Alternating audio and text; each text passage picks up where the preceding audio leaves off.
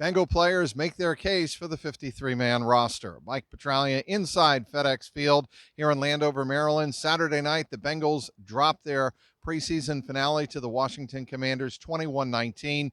They finished winless in the preseason, 0-2-1. But of course, that's not really the big story. The Bengals are looking for key backups at key positions, namely the quarterback position. Everybody wanted to know coming into this preseason finale who had the edge. Was it Jake Browning, who engineered a late touchdown drive against Atlanta in that tie game last Friday night against the Falcons? Or is it the veteran Trevor Siemian, who has some experience with offensive coordinator Brian Callahan from the Denver Broncos back in 2016? Well, it appears, and we'll have to wait and find out over the next several days. Zach Taylor telling me after the game they're going to spend the next several days talking about every position, especially on Sunday. They will go over every last detail about the quarterback position, but it appears that Jake Browning may have the inside track and have met the qualifications, at least in the coach's eyes, for that QB2 role behind Joe Burrow. All of the cameras and microphones were around Jake Browning after this game on Saturday night. Jake Browning led the Bengals right down the field. The first time the Bengals had the ball, he capped off the drive with a nice 6-yard touchdown pass over the middle to Andre Yoshivas, who, by the way, after the touchdown, had his own celebration in mind, but Jamar Chase got a hold of him and said, do the gritty.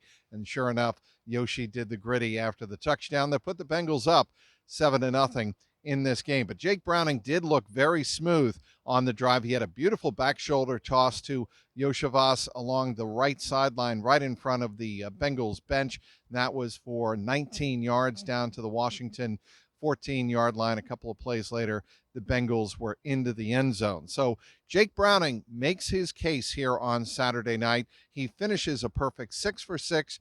He only threw for 45 yards, but he was very effective. He had a touchdown, no interceptions. What about Trevor Siemian?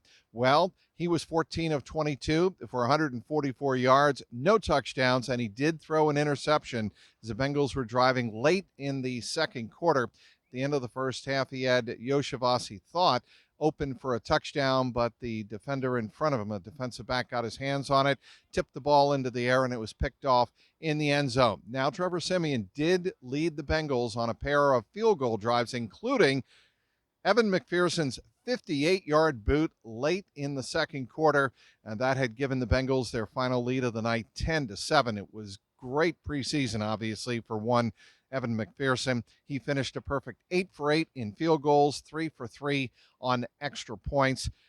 Just a tremendous preseason. It certainly looks like Money Mac is ready for the regular season. But again, the quarterback competition, it would appear that Jake Browning has the slight edge going into Tuesday's cutdown at 4 p.m. We'll have to wait and see. What about Reed Sinnett? He got his first look of the preseason here on Saturday night, and he engineered a nice touchdown drive, a 34-yard pass to Shedrick Jackson late in the fourth quarter that brought the Bengals to within 2, 21-19, the final score.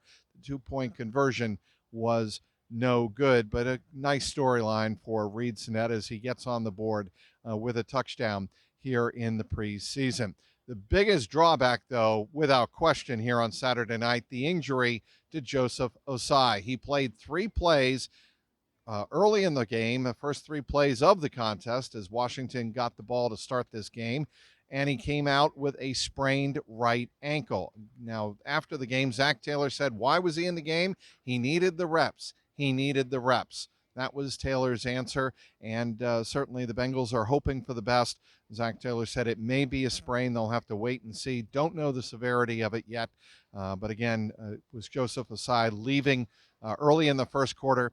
He did not return. Also in this game, Deontay Smith left with a left shoulder injury. He did not return.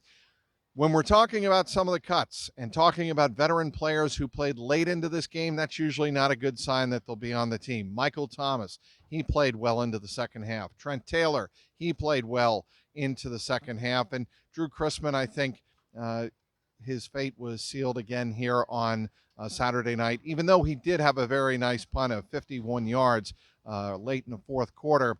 But it was Brad Robbins looking strong. He also had a 54 4-yard punt in this contest, pinning Washington inside their 10-yard line. So it would appear that Brad Robbins has the job all sewn up.